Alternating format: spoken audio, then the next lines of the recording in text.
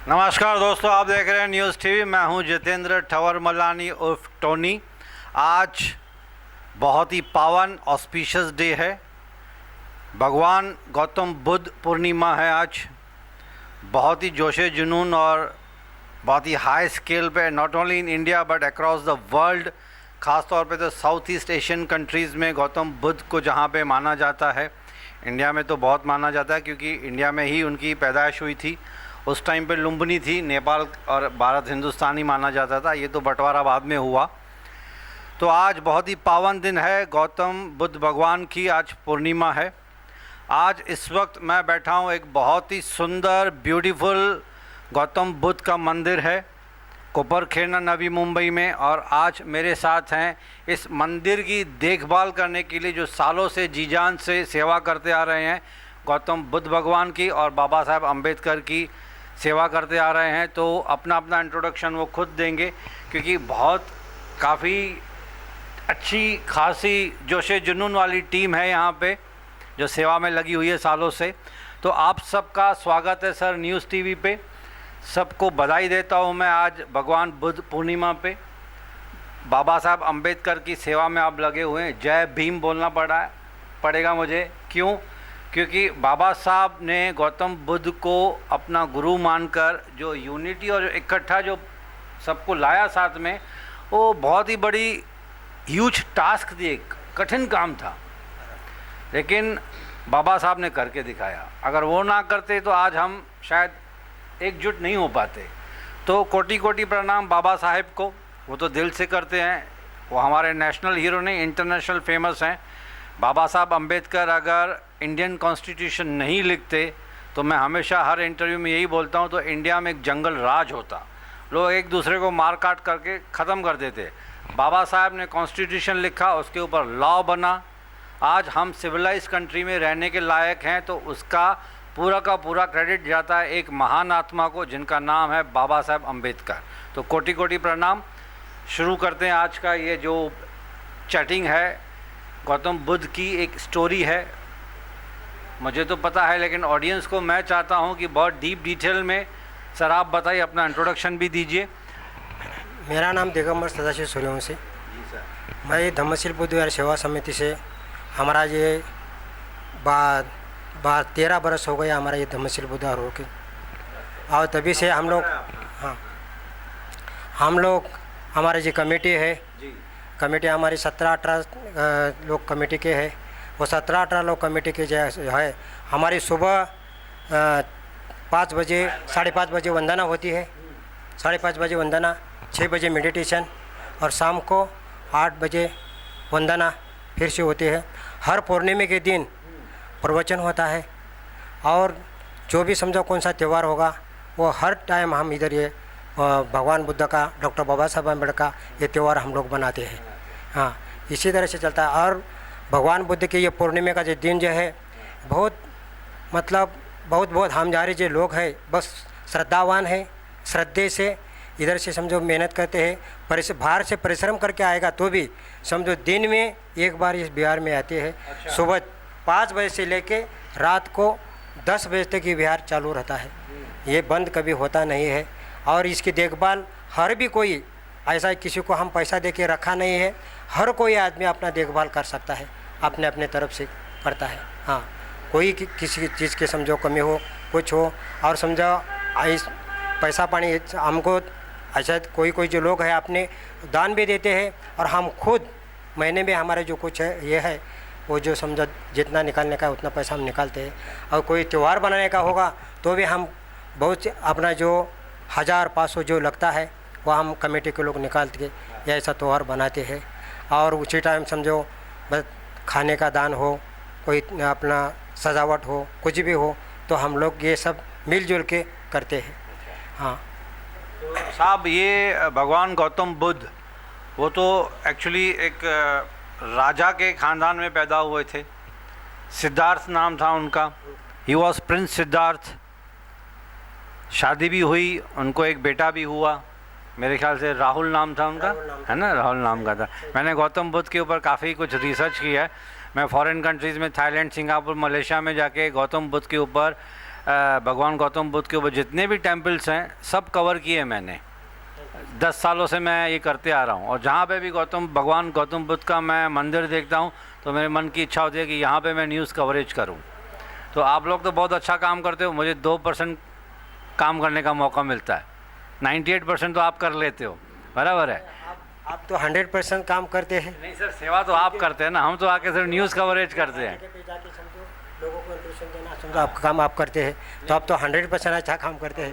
हाँ, आपका बड़ापन है कि आपने हमें 100% का क्रेडिट दे दिया, and I really pay thanks to you for that. तो दोस्तों चलिए हम साहब से पूछेंगे कि गौतम बुद्ध की कहानी क्या है। गौतम बुद्ध ने हम जैसे कॉमन इंसान को जीने का रास्ता दिखाया, दुख दर्द ज़िंदगी मौत क्या है, जीना मरना क्या है, वो हमें गौतम बुद्ध भगवान ने जाते जाते हज़ारों सालों से वो चलते आ रहा है। सिर्फ इंडिया में नहीं, पूरे वर्ल्ड में गौतम बुद्ध भगवान को माना जाता है। तो सर आप ज़रा ब्रीफली बताएंगे कि गौतम बुद्ध कैसे बने। एक तो वो राजा के ख़ानदान में पैदा हुए थे, ही वॉज प्रिंस सिद्धार्थ, उनको घर से बाहर निकलने दिया नहीं जाता था। उनके पिताजी ने, किसी ऋषि मुनि ने कहा था कि भाई ये सन्यासी बनेगा बड़ा आदमी, तो राजा की एक औलाद अगर सन्यासी बनेगा तो राजपाट कौन संभालेगा, ये चिंता उनके पिताजी को खा रही थी।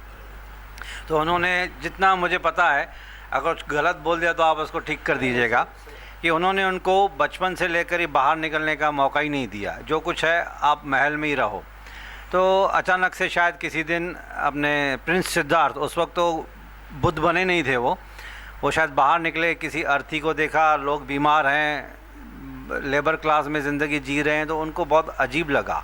तो इसके पहले कि मैं कुछ और बताऊं, आप गौतम बुद्ध की कहानी बचपन से लेकर बुद्ध कैसे बने, how he got the enlightenment, फिर वो एक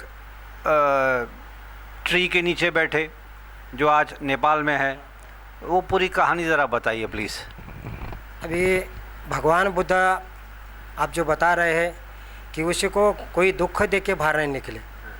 उनका जो ये था, एक नदी था, और ये कोली लोग और शक के लोग, इन दोनों में समझो ये नदी, बीच में नदी था।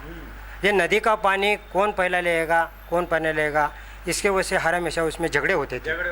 हाँ, झगड़े होते समय उस टाइम भगवान बुद्ध छोटे थे, बाद में उन समझो उनका एक ऐसा उस टाइम का एक ये था कि आज समझो मिलिट्री में जाता है तो उसको 19 बरस हो गया, तो 20 बरस हो गया, ऐसा ये था।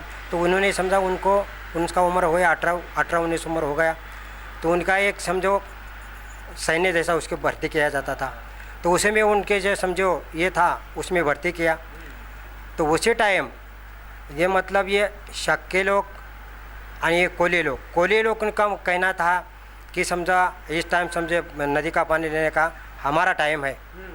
तो उस टाइम ऐसा होते होते बीच में उन लोग के झगड़े हो गए, और झगड़े के कारण उन्होंने बोला कि ये बोलना इज्जतकार जो समझे शक के लोगों का जो प्रधान था, ये बोलने लगा ये हमेशा लोग ऐसे ही करते, इसके लिए से आपने ये काम करे कि हम युद्ध करेंगे इसके साथ। तो उस टाइम भगवान गौतम बुद्ध में सिद्धार्थ गौतम उसी में समझो भर्ती हुए थे सैन्य में।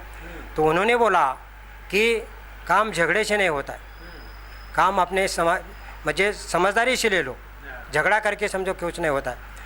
क्योंकि ये भगवान बुद्ध पहले ही उन्हें ये बोधिसत्व थे, 4 असंख्य 1 लाख लक्ष्य योनि में दीपंकर बुद्ध ने उसे बताया था कि 4 असंख्य 1 लाख लक्ष्य योनि के बाद आप सम्यक समबुद्ध बनेंगे। अच्छा, सम्यक समबुद्ध बनेंगे। वो पहले से ही मतलब भविष्यवाणी हो चुकी थी।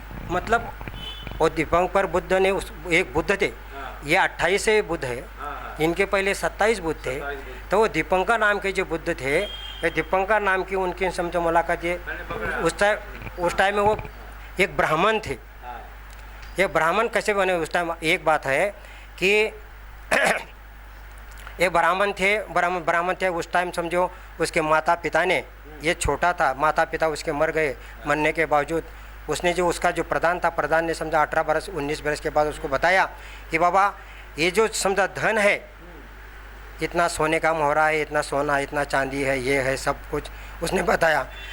तभी ये सोचता है कि ये सब इतना जो धन है हमारे पूर्वज ने कोई नहीं लेके गया, पूर्वज ने कोई नहीं लेके गया, तो मैं इस धन का क्या करूं?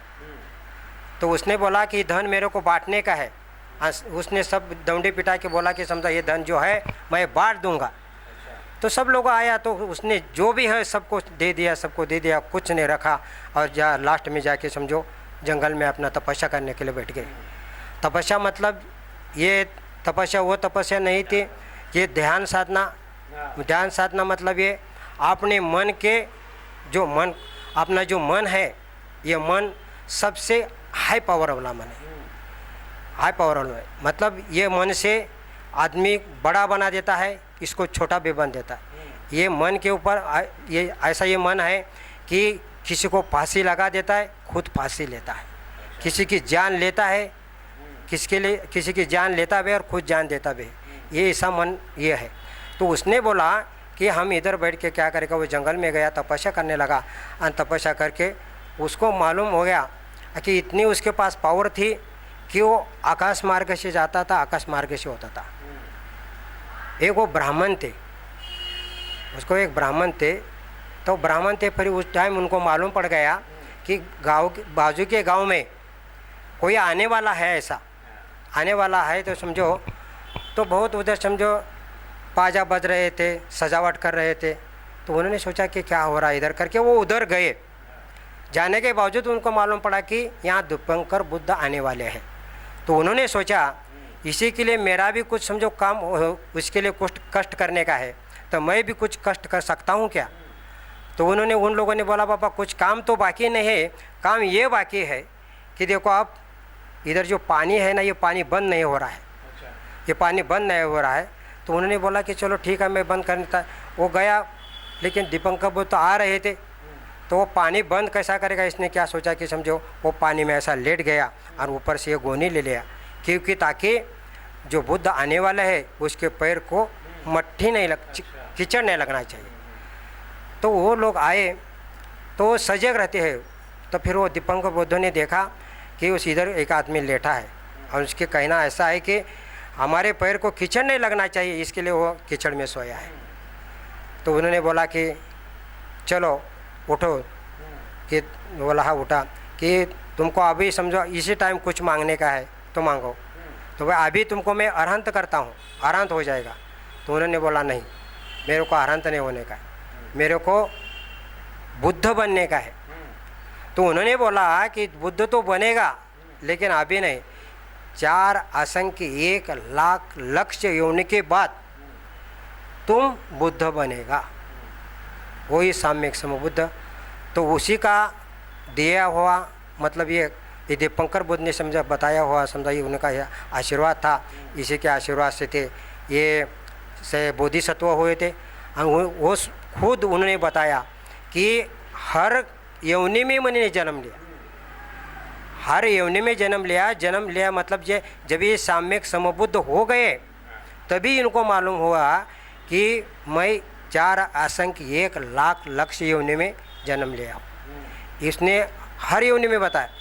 एक भगवान की योनि थी, उसने बताया कि कुत्ते की योनि थी, कुत्ते की योनि में थे। तो उस टाइम भगवान वो, लेकिन हर योनि में बोधिसत्व थे वो। तो शमशान में रहते थे वो कुत्ते के सामने। तो शमशान में रहते थे, समझो ये जंगल से कई कुत्ते आए और कुत्ते आने के बाद राजा का जो रथ था और रथ में लगा हुआ जो चमड़े का जो ये रहता है सजावट किया हुआ, वो सब तोड़ ताड़ के समझे गए। वो जाने के बावजूद उसको कोई बता दिया है कि राजा का समझो कि रथ का इतना तोड़ताड़ किया है, सब नाश किया है। तो उनको गुस्सा आया और गुस्सा आने के बाद उसने बोला कि जाओ जितना भी कुत्ते हो उनको मार डालो। तो उसको क्या समझो राजा का आदेश मिला भी जो कुत्ता मिला उसको मारते, जो कुत्ता मिला उसको मारते। कुत्ते का समझ जब के चला गया। एक कुत्ता भाग के शमशान में आया और उसने बोला कि देखो अपने जात भाई के ऊपर इतना ये हो गया कि सबको मार डाल रहे हैं।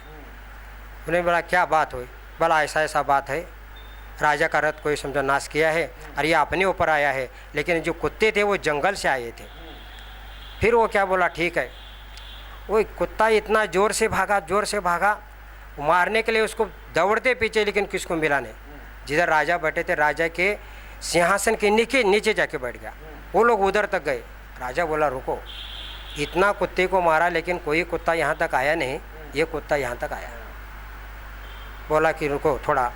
तो फिर वो कुत्ता आया और कुत्ता आके उसने समझा, अपनी वाणी से बात करता है कि राजा तुमने जो कुत्ते को मारा है वो कुत्ता जो है ना, ये कुत्ते समझो, इन कुत्ते ने समझो किया नहीं, जंगल से आया था, जंगल से वाले कुत्ते ने समझा ये तुम्हारा रथ का नासदोष किया है और तू इतना पाप किया है ना, इतना पाप किया तो समझा ये तुम्हारे कितने जन्म तक समझो तुमको ये पाप को भुगतना पड़ेगा, तभी भी समझो ये तुम्हारे सर का पाप नहीं जाएगा।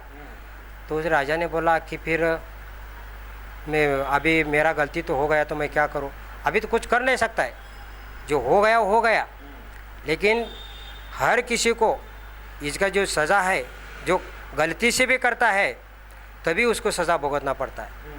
तो एक उदाहरण उसने बनते नागसेन ने दिया है कि बनते नागसेन को राजा मिलिंद पूछता है कि महाराज समझो गलती से समझो अपने हाथ से कोई पाप हो गया तो उसको माफ़ कर सकते हैं क्या? बोला नहीं। कैसा? एक उदाहरण दे दो। तभी वो बताते हैं कि देखो ये समझो लोखंड का गोले है, एक को समझो एक तो गर्म है, फुल गर्म है और एक गर्म नहीं है, तो आपको जो अगर मालूम होगा कि वो गर्म है तो उसको पकड़ने में आप ये करेंगे, और आपको मालूम नहीं है तो आप सीधा जाके आप पकड़ेंगे। तो फिर वो नहीं बोलेगा कि ये मेरे को पकड़ लिया तो उसको कम ये करना जलाना पड़ेगा, वो तो उसको जलाने का जो ये है इसी तरह से जलाएगा। इसका मतलब है जो पाप करता है वो पाप तो उसको उसके पीछे पड़ा रहता है। उसमें भगवान बुद्ध ने एक धम्मपद में एक गाथा बताया है, मनोपुगमा मनोधम्मा मनोशेटा मनोमया मनसा से पदुठिन भासति वा करोति वा तथो न दुख मनवंती चक्कं होतो पदम। भगवान उस गाथे में बताते हैं कि मन प्रधान है। सर एक सेकंड, अभी जो आपने ये लैंग्वेज बोली उस लैंग्वेज को क्या बोलते हैं? पाली है। पाली। पाली पाली बोलते हैं ना? ये पाली है। मुझे पता था, मैं आपसे कंफर्म कर लेता हूँ। हाँ ये पाली है। लेकिन पाली लैंग्वेज अभी इंडिया में ख़त्म हो गई क्या? पाली लैंग्वेज समझो खाली भगवान बुद्ध के उस टाइम का समझो जो पाली भाषा था, पाली भाषा हाँ, तो उसी टाइम भगवान ने जो लिखा है सब्जी लिखावट है पाली है। बाद में आगे चल के इन लोगों ने समझो हिंदी में मराठी में इंग्लिश में ट्रांसलेट किया है। तो ये संस्कृत भाषा अभी भी कहीं कहीं स्कूलों में पढ़ाया जाता है। अभी मराठी तो हमारी महाराष्ट्र की लैंग्वेज है, लेकिन पाली लैंग्वेज का कोई स्कूल में अभी तक पढ़ाया नहीं जाता है। पाली लैंग्वेज का खत्म हो गई लगता है, लेकिन जिसको पढ़ने का है वो लोग खुद जाते हैं, पढ़ते हैं, अभी भी है। कहाँ सिखाते हैं? ये समझो बम्बई में भी है, एक बाबा साहब ने सबको ये स्कूल खोला था, उसी में समझो अपने कैसे समझो टीचर लोग हैं, तो वो लोग अपने मापक फी लेते हैं, मापक फी में समझो पढ़ाते हैं। अच्छा। तो उसी में समझो हम खाली 1 बरस तक गया था। आपने सीखी है? 1 बरस तक 1 बरस के गया था मैं।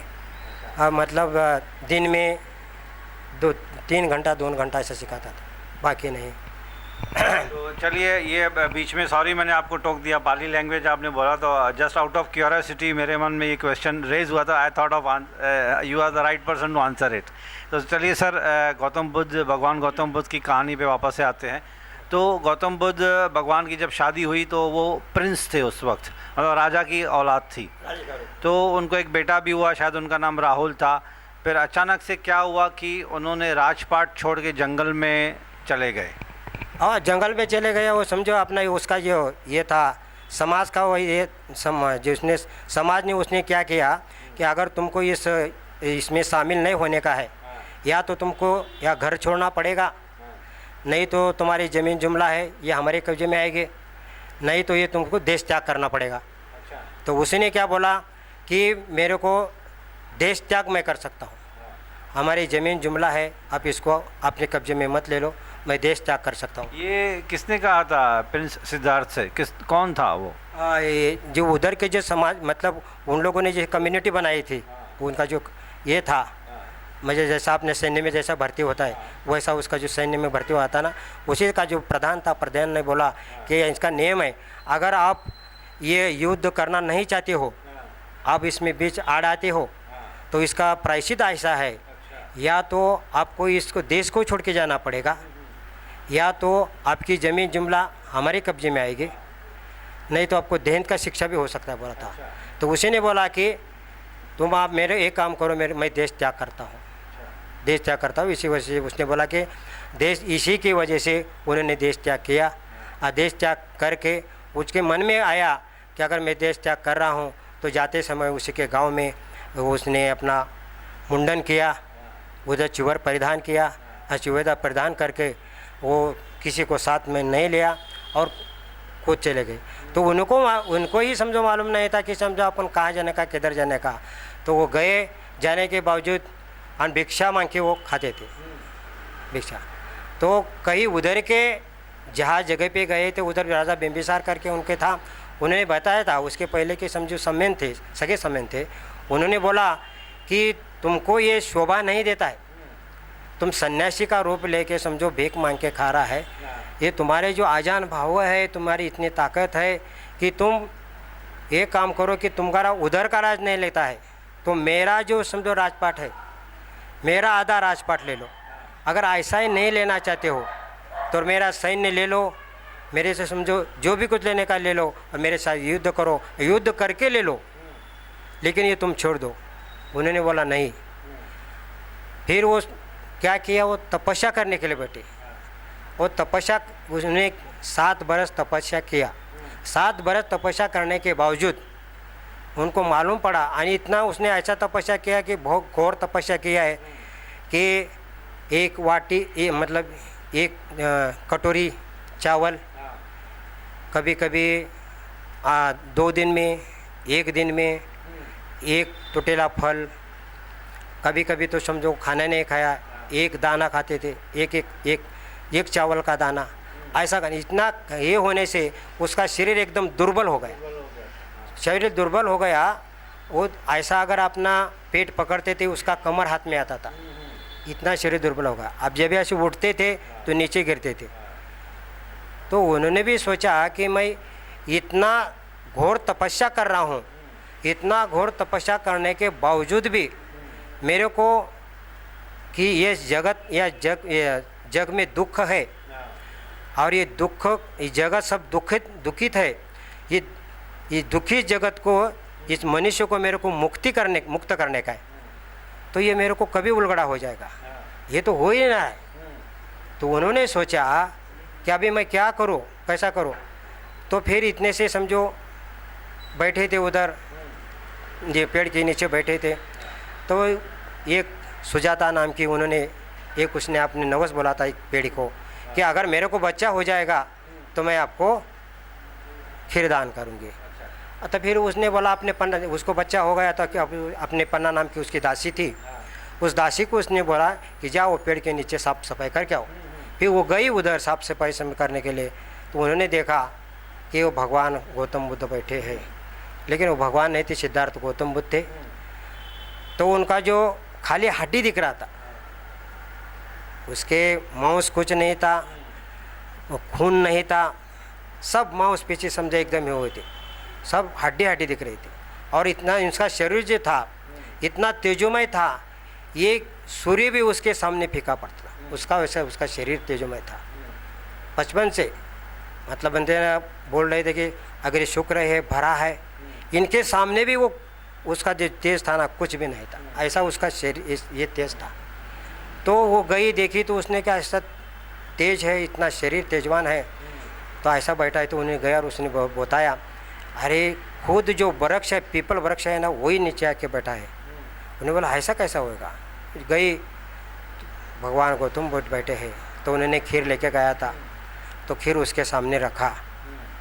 तो उन्होंने सोचा कि मगर ऐसा ही अगर समझो मैं मर जाऊंगा तो मेरी एक जो तमन्ना थी कि ये जग सब दुखी है, इस दुख से उन लोगों को मेरे को मुक्त करने का है, तो ये तो रह जाएगा। तो फिर उन्होंने क्या किया, उन्हीं की खीर खाया, और खीर खा के उन्होंने बोला कि अभी अपने को खा के, अब जब खाने के बावजूद उसको मालूम पड़ा कि अपने को फिर अब उससे जो सुनाई है, अपना दिमाग है, सब बराबर चलता है। तो उन्होंने समझो खाना चालू किया और सोचा कि अपने को, लेकिन जो तपस्या किया था वो तपस्या कुछ काम की नहीं है। उन्होंने फिर अपना बोला कि किसी तरह बैठ गए। बैठने के बावजूद उनको मालूम पड़ गया कि वो अपने जो शरीर है, अपने शरीर को अपन अपने अंतर ज्ञान से पाना देखना चाहिए। तो फिर वो देखते हैं, मतलब अंतर्ज्ञान से कैसा, आपने ये श्वास है ना, आता है जाता है, आता है जाता है, ये सभी जो समझो ये जगत में जितने भी इंसान हैं, ये आता है शरीर, ये सांस आती है जाती है, आती है जाती है। तो उन्हें देखना चालू किया तो समझो उसने बैठ गया। बैठने के बाद उसको मालूम पड़ गया कि अपने शरीर में आत्मा नहीं है, मन है। लोग बोलते हैं आत्मा बित्मा कुछ नहीं है, अपने शरीर में मन है और मन ही सब, ये इसी के पास सबकी चाबी है अपनी शरीर मन की। तो उन्होंने फिर बैठे बैठे देखना चालू किया। फिर उसने सोचा कि आप भी समझो अपने काम करने का, कि जो बुद्ध गया में बोधि वृक्ष है उसी के नीचे गया। अपने 40 दिन अपने को खाना मिले पूरा पड़ेगा, इतना खाना साथ में रख दिया। रखने के बावजूद वो पूर्व दिशा में मुँह करके वो उधर बैठे हैं। और बैठ के समझो बैठकर उधर उन्होंने क्या किया, मतलब अपने जो विकार है, राग है, द्वेष है, मोह है, जो विकार है, वे विकार ने उन्हीं के ऊपर समझो उसके पास लड़ने के लिए गए। जो विकार मतलब ये, जहाँ कभी भी समझो कोई आदमी अगर श्रद्धावान होना चाहता है और वो भगवान की समझो उसकी श्रद्धा ऊपर होती है, तो उसको थोड़ा तकलीफ़ तो ज़रूर होता है। तो वैसा उसको बहुत तकलीफ़ होने लगा। तो उन्होंने बोला कि मैं 4 असंख्य लाख लक्ष्य योनि में जो भी कुछ किया हूँ, बुरा नहीं किया हूँ और अच्छा ही किया हूँ। अगर मेरे हाथ से कोई समझो, अगर उसी जन्म में मेरे में समझो कुछ गलती हुई होगी तो तुम लोग समझो मेरे को हरा सकते हो, अन्यथा तुम लोग मेरे को हरा नहीं सकते हो। अभी मैं बैठा हूँ, अगर इधर से मेरा समझो जान भी जाएगा, तो जब तक मैं समझो मेरे को ज्ञान प्राप्त नहीं होएगा तब तक मैं यहाँ से नहीं उठूँगा करके वो बैठ गए। बैठने के बावजूद 7 दिन के बाद उसको ज्ञान प्राप्त हो गया। 7 दिन के बाद उसको ज्ञान प्राप्त हुआ। ज्ञान प्राप्त होने के बावजूद उन्होंने सोचा कि अपना ये जो ज्ञान है इन लोगों को देना चाहिए, लेकिन वो सोचते हैं अगर अपन ये ज्ञान देने के लिए जाएगा तो कौन सुनेगा। सुनने में भी लायक होने चाहिए लोग, सुनने में लायक, समझना मांगता है, कौन सुनेंगे। तो बोले चलो ठीक है, कौन नहीं सुनेगा तो चलेगा, लेकिन हमें अपने ज्ञान के ऊपर मज़ा मारेंगे, ऐसा सोच के वो बैठे हैं। तभी बृहस्पति करके समझो, ऐसा बोले बृहस्पति मतलब उसकी प्रतिमा उसके सामने और बता रही है कि तुम साम्यक समबुद्ध हुए हैं, ये सब जग दुखी है और इस दुख से मुक्त करने का तुम्हारा मार्ग था, और तुम तो क्या है बोले कि हमारे ज्ञान से हम ही मज़ा मारेंगे, ये थोड़ी चलेगा। तुम उठो और ये जो दुखी जगत है, ये जगत को समझो मुक्ति करो, ये दुख से मुक्त करो, उठो, ऐसा बताते बृहस्पति मतलब उसको बोला है। फिर भगवान ने बोला कि ये भी बात सही है, अपना जो ये ज्ञान है अगर किसी को नहीं देंगे तो ये जग समझो दुखी ही रहेगा। तभी उसने सोचा कि वो जिन समझो ये आलार कलाम करके थे, और भी समझो कोई लोग थे जिनके पास गए थे, वो देखे कि अगर कोई है क्या। आपने ज्ञान से देखते थे, ज्ञान से देखा कि ये लोग समझो कोई जिंदा नहीं है। मतलब ऐसा उसको ज्ञान हुआ था उस टाइम कि भगवान इस जगह पे बैठे हैं तो पूरा इस जगत का अवलोकन करते थे, इस जगत में क्या चल रहा है वो देखने की उसके पास शक्ति आई इतना। तो उन्हें सोचा कि जब वो खड़तर तपस्या कर रहे थे उस टाइम उसके साथ 5 ब्राह्मण थे, उन्होंने उसकी सेवा की थी। वो सोच रहे थे अगर वो किधर है उन्होंने देखा तो वो फिर वो वाराणसी में है वो